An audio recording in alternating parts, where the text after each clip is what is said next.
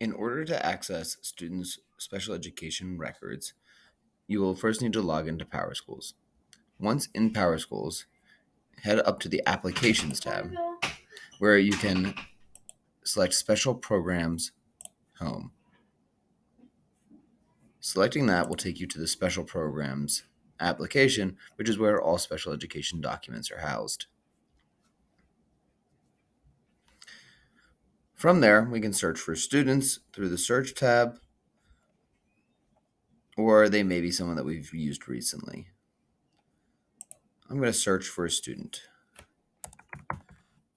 And I'm going to start with the student's last name being Bailey and find Case and Bailey in there. There's then 3 spots next to his name. One is about profile information, one about documents, and one for security.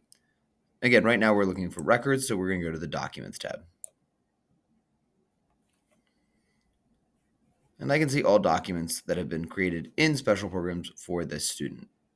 In order to update our data tracker, what we're going to need to do is go and find the student's most recent school-aged revision of service, or school-aged IEP, and if there's any revisions. I'm going to click into that document, and I'm presented with the first page of the IEP. Navigating around the IEP is also fairly simple. We're simply going to go up to the top and go to each section of the IEP that we need. On my Tracker tab, I'm going to find the student I'm looking for, in this case Bailey, and I'm going to scroll over to make sure that I am looking for all the right pieces. Even though dates are entered, we should start with reevaluation dates just to make sure that this is accurate. So on our student tracker, we see that the date listed is 11/14/2019. And when I go back to his document, I see something different here. I see 10/25/19.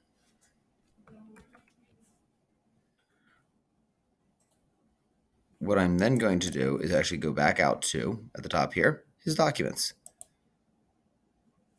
and see if I see the eval in question. In this case, I see an eval from 2019 down here. This is an uploaded document and not an original, and so we'll need to download the document to determine the date. And looking here, I see the date is 11/14/19. So the error in this case is on the IEP and not in the records on the date right here. We don't need to make any changes. That's something that can be fixed later on in the next IEP revision. So I will go back to his documents. Going back to the IEP, I know now this date is correct. Our reeval date will auto-populate, and I'm now looking for the IEP date itself, which is 1/6/22.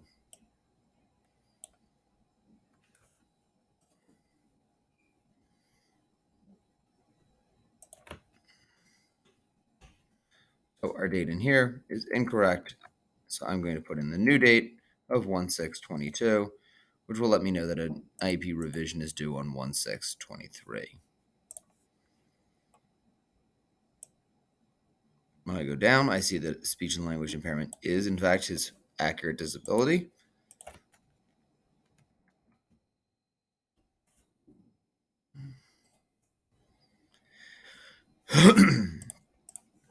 And I'm then looking for support level and support type.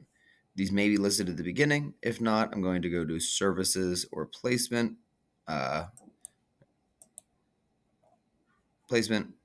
So this reads supplemental speech and language.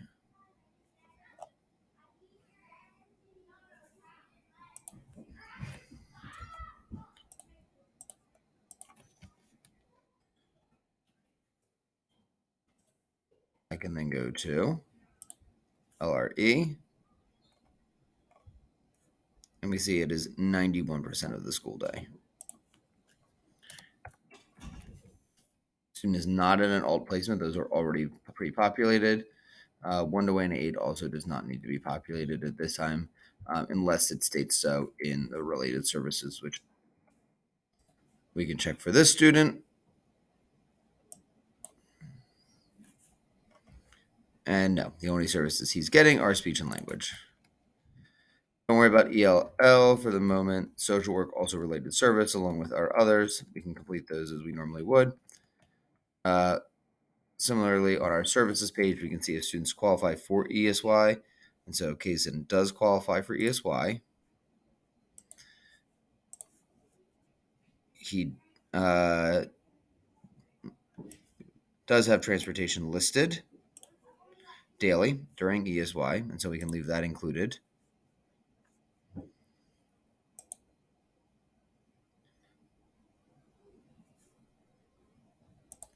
And school year transportation is not listed as a related service.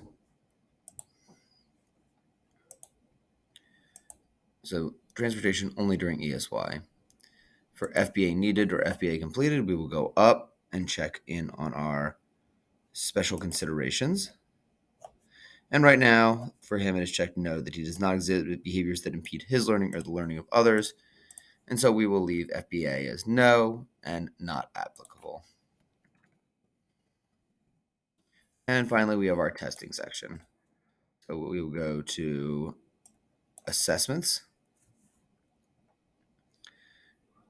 And right now it states that no statewide testing is administered at the student's grade level. This is a student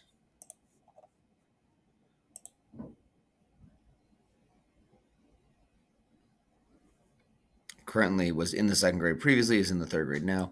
Will actually have state testing this year, but presumably not until after that time. But for all students, unless we specifically see in testing accommodations that a PASA is stated, we're going to put PSSA.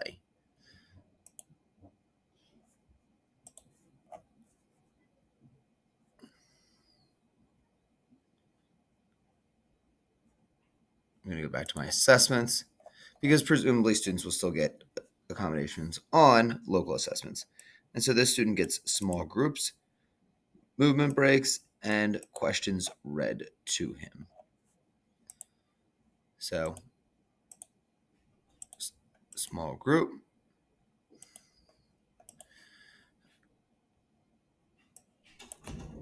I'm actually going to change the title on this to include breaks and read aloud test directions and test items. And that student will now be fully completed. We have an accurate record of what's in his IEP, and we can use that to make informed decisions for school-wide priorities.